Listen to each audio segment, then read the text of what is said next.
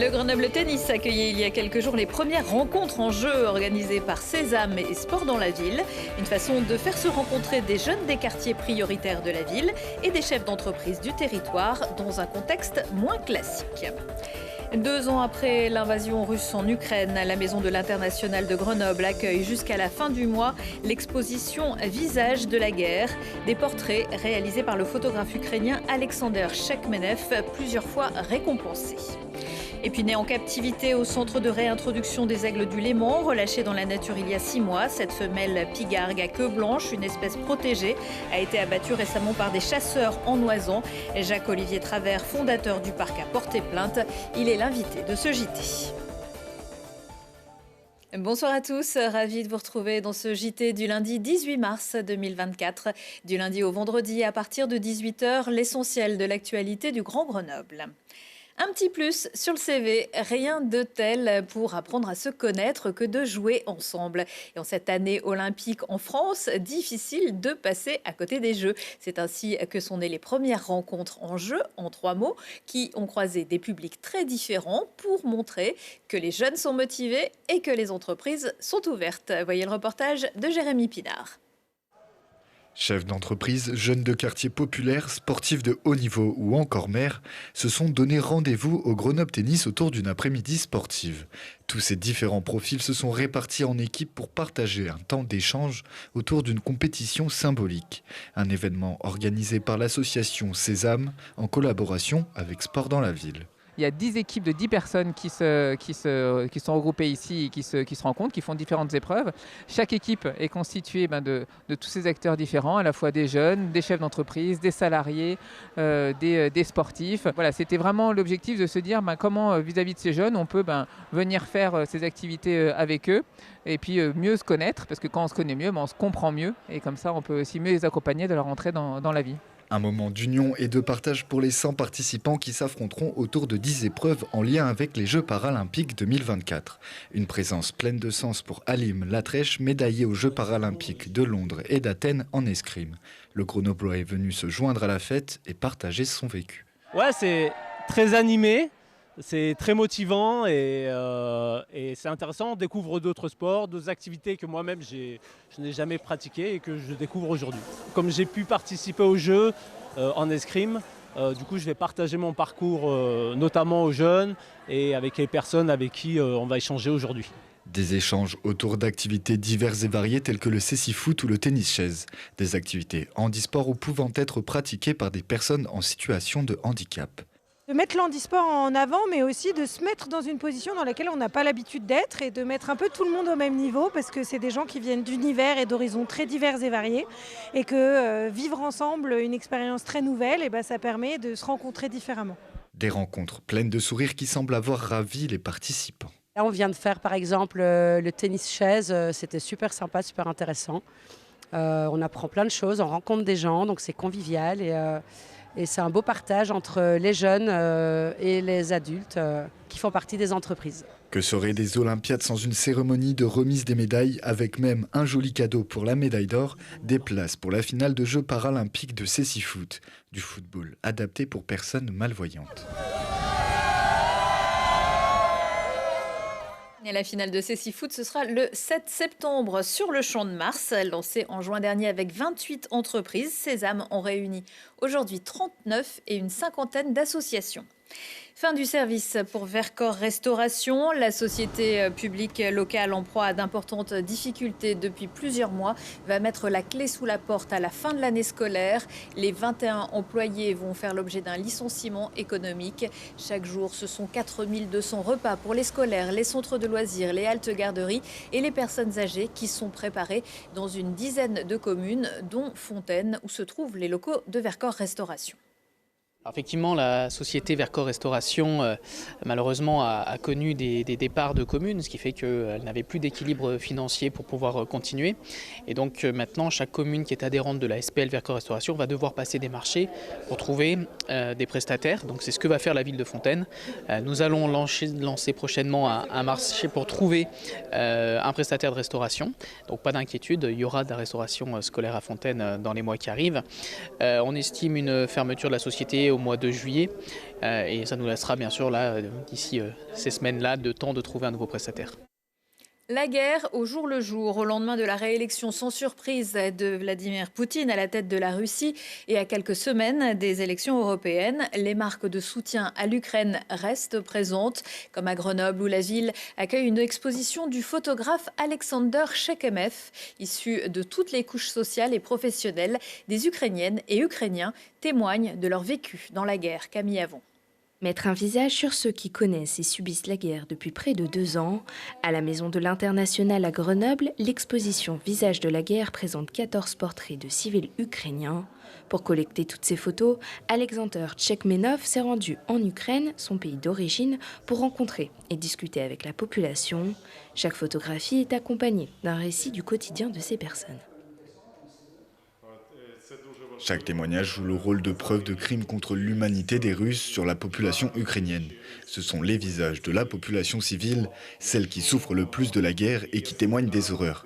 Un soldat, par définition, est préparé, il sait ce qui l'attend sur le champ de bataille, alors qu'un civil, lui, ne le sait pas. En 2022, l'artiste avait photographié le président ukrainien Volodymyr Zelensky pour la couverture du magazine Time. Un portrait vendu à près de 150 000 $. Avec cet argent récolté, Alexander Tchekmenov a acheté 77 générateurs électriques qu'il a ensuite envoyés dans plusieurs villes en Ukraine.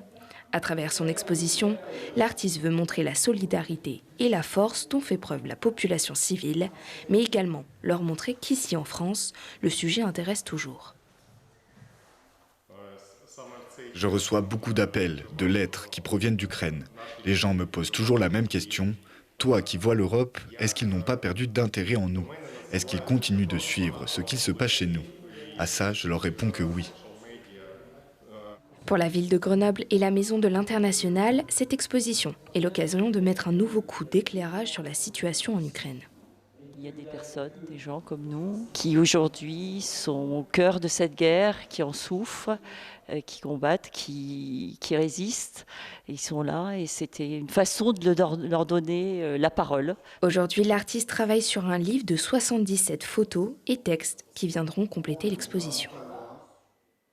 Et de son côté, le hall de la MC de Grenoble accueille jusqu'à fin avril le travail d'un autre photographe, Yuri Bilak, et son exposition Down, enfant d'Ukraine. Les résultats sport du week-end, l'exploit de l'équipe féminine de roller hockey de Grenoble. Les Yetis remportent la première Coupe de France de son histoire. 6 ans après les garçons, les filles sont allées battre les grandes favoritrices orangistes en demi, puis Angers en finale. Emilien Jacquelin termine la saison de biathlon à son meilleur niveau. Le Villardien monte sur la 3e marche du podium de la Mass Start à Cannes-Morée et termine 6e du général. 6, c'est désormais le nombre de défaites subies d'affilée par le GF38 qui dégringole à la 10e place de Ligue 2. Les Grenoblois n'ont rien pu faire face à Rodez qui s'impose donc 3-1.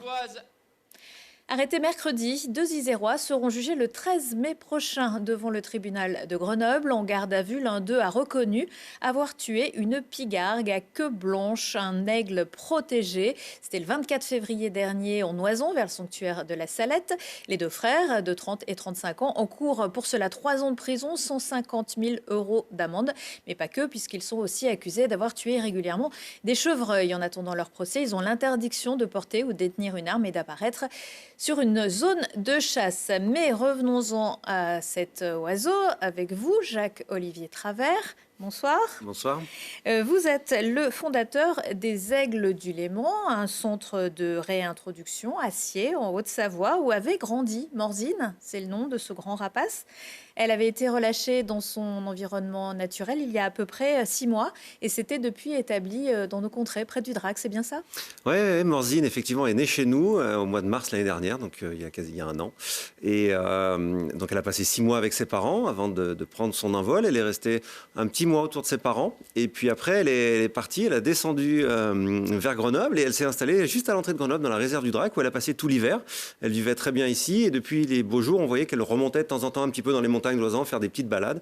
Et c'est malheureusement au cours de ces petites balades qu'elle a rencontré C'est 2 personnes qui ont décidé de lui ôter la vie. Mais comment on peut faire? Parce que c'est une espèce protégée, on ne peut pas la confondre avec un autre oiseau, c'est un très grand oiseau. Ouais, je crois qu'il faut bien se rendre compte que le pigargue, c'est le plus grand aigle d'Europe. C'est-à-dire que cette femelle faisait 2,50 m d'envergure, c'est la taille d'un vautour, voire même légèrement supérieure. C'est vraiment un oiseau qui est énorme, qui est tout noir, donc à moins vraiment d'avoir une très mauvaise vue de le confondre avec un corbeau, je ne vois pas trop comment on peut se servir de cette excuse-là.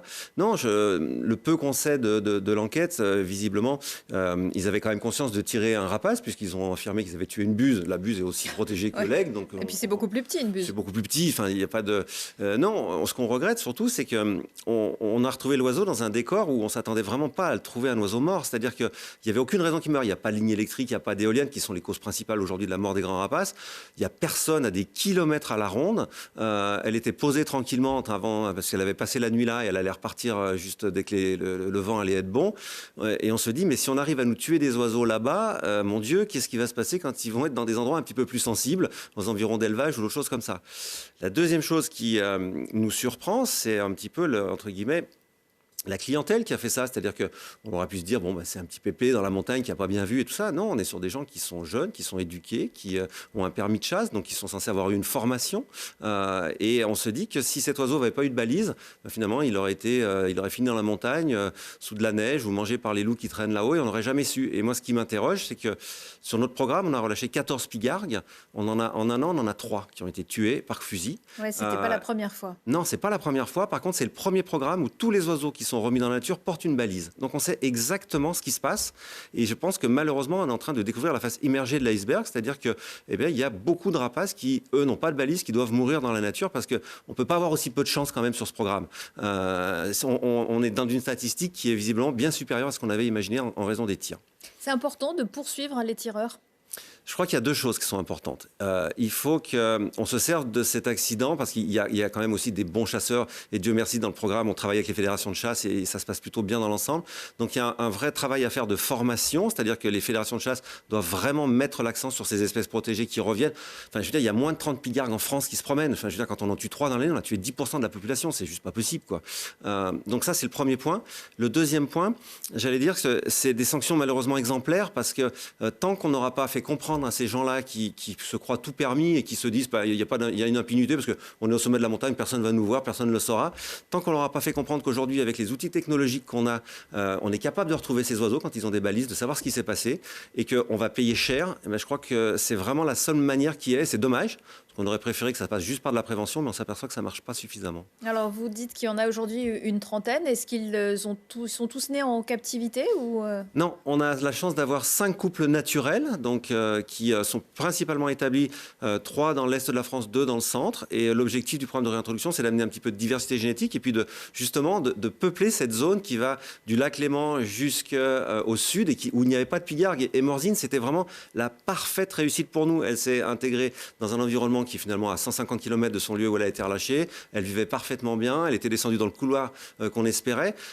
Et voir disparaître un de ces pigargues, quand on voit le travail et le temps qu'il a fallu pour le remettre dans la nature, je vous assure qu'il y a des jours où on est un peu désespéré quand même. Alors justement, on va parler de ce programme de réintroduction que vous menez aux Aigles du Léman. Actuellement, il y a combien de pigargues ? Alors, le parc héberge 10 couples, puisque chaque année, l'objectif, c'est de reproduire à peu près 10 jeunes. Donc, on sait qu'il y a des couples qui ne reproduisent pas tous les ans, il y a des couples qui ont 15 jeunes, d'autres 2 jeunes. Donc, l'objectif, c'est d'avoir 10 couples pour produire 10 jeunes par an, ce qu'on arrive à peu près à faire. Ils sont tous élevés chez nous, relâchés depuis chez nous. Alors là, on a un petit peu tout. On a des aventuriers qui partent au bout de 2 jours et qui disent au revoir papa, maman et qui n'en ont plus rien à faire. Puis, on a des tanguis, on en a qui sont encore là au bout de 8 mois, en train de revenir tous les jours vers papa, maman pour savoir s'ils peuvent pas quémander un peu à manger. Mais c'est aussi l'avantage de cette méthode de réintroduction, c'est que la première fois qu'on les élève avec leurs parents, et finalement, chaque oiseau choisit de partir. Il y a des doubles nids, c'est un peu comme du cododo. Oui, exactement, c'est ça. Et ils choisissent, ils reviennent, c'est du cododo, exactement. Et ça marche très très bien, puisque à part ces problèmes de tir, les oiseaux, on s'aperçoit qu'ils retournent finalement assez bien dans la nature, qu'ils s'intègrent assez bien. Et c'est ce qui nous rend un petit peu tristes. Et pourquoi c'est important de réintroduire ces espèces ? Alors, ce qu'il faut comprendre, c'est que le pigargue à queue blanche, au Moyen-Âge, on l'appelait l'orfraie. Quand on dit pousser des cris d'orfraie, ça veut dire que quelqu'un crie énormément, il en fait trop, parce qu'il a un cri vraiment très strident. Mais ça veut surtout dire, au-delà de ça, que c'était une espèce qui était tellement commune autrefois qu'elle a donné une expression populaire. Il y en a très peu. Et quel rôle a le pigargue ? C'est un super prédateur, et notamment dans toutes les zones aquatiques, puisque c'est un aigle pêcheur. Aujourd'hui, on a des vrais problèmes avec les cormorans, avec les hérons, qui sont des espèces qui ont proliféré, pour certaines qui n'étaient pas de notre région. Nous, on voit sur le lac Léman, il y a encore 40 ans, il n'y avait pas de cormorans. Aujourd'hui, on estime la population à peu près 8 000 individus. Et si on n'a pas un retour naturel de ces prédateurs, on n'a pas de moyen de réguler ces populations-là. Donc c'est important aujourd'hui dans la nature qu'on essaye de comprendre que c'est une chaîne et qu'il faut qu'il y ait des top prédateurs. Alors des fois, ils nous font un peu peur parce qu'effectivement, ce sont des prédateurs, mais ils sont indispensables à notre écosystème. Et c'est ce qu'on essaye de faire comprendre. Ça marche plutôt bien puisque Morzine, si elle porte ce nom-là, c'est parce que la commune avait financé la balise qu'elle a sur le dos, les enfants la suivaient. Et pour les enfants, un jour, la petite balise, elle s'est arrêtée de biper. C'était dans l'Oisans. Ça nous a fait de la peine parce que c'est un beau département, c'est une belle région. Et on aurait bien aimé que nous, les Français, on ne montre pas l'exemple qu'il faut pas tuer ces oiseaux, quoi. Alors, on espère qu'on en verra par chez nous très vite des nouveaux. Vous êtes également le directeur du domaine des Fauves aux Abrets en Dauphiné, en Isère. Et depuis ce week-end, ça, c'est la bonne nouvelle, on peut voir de nouveaux pensionnaires. Oui, le domaine des Fauves a rouvert ses portes là pour les vacances de février. Et puis, chaque année, on essaye de présenter de nouvelles espèces un petit peu à nos visiteurs. Et cette année, ce sont les coyotes. Alors, le coyote, c'est un animal qui vient de loin puisqu'il a traversé l'Atlantique. On est un des rares parcs à le présenter. Il n'y a que 4 parcs en Europe qui les présentent. C'est un loup miniature, vraiment, très touchant, très amusant, mais qui n'a pas du tout le même comportement que le loup. Donc, c'est pour ça que c'est intéressant de venir les découvrir chez nous. Alors, ils viennent d'arriver. Laissez-leur une petite quinzaine de jours pour s'habituer parce qu'ils sont encore un petit peu stressés dans leur enclos. Mais je pense que d'ici une quinzaine de jours, ils sont totalement à l'aise et que tout le monde pourra en profiter. Merci beaucoup, Jacques-Olivier Travers. Merci à vous. On se demande souvent ce que diraient les animaux s'ils pouvaient parler. Eh bien, l'humoriste Stan a posé la question aux œuvres d'art. Et si les œuvres d'art pouvaient parler? Christophe Caro-Tenuto se nourrit de la véritable histoire de l'œuvre, du penseur à la jeune fille à la perle, en passant par la Vénus de Milo, tout en tutoyant notre époque. C'est mardi soir au Loci à JR et c'est le premier rendez-vous de la semaine du rire, organisé conjointement avec la Basse-Cour à Grenoble. Mais il n'y a pas d'oiseaux à la Basse-Cour, des drôles d'oiseaux en tout cas. Lauriel Avars et le théâtre en rond de Sassenage. Voilà, c'est la fin de ce JT. Merci de nous avoir suivis. Retour de l'actu dans 1 heure et en replay sur télégrenoble.net. Excellente soirée à tous.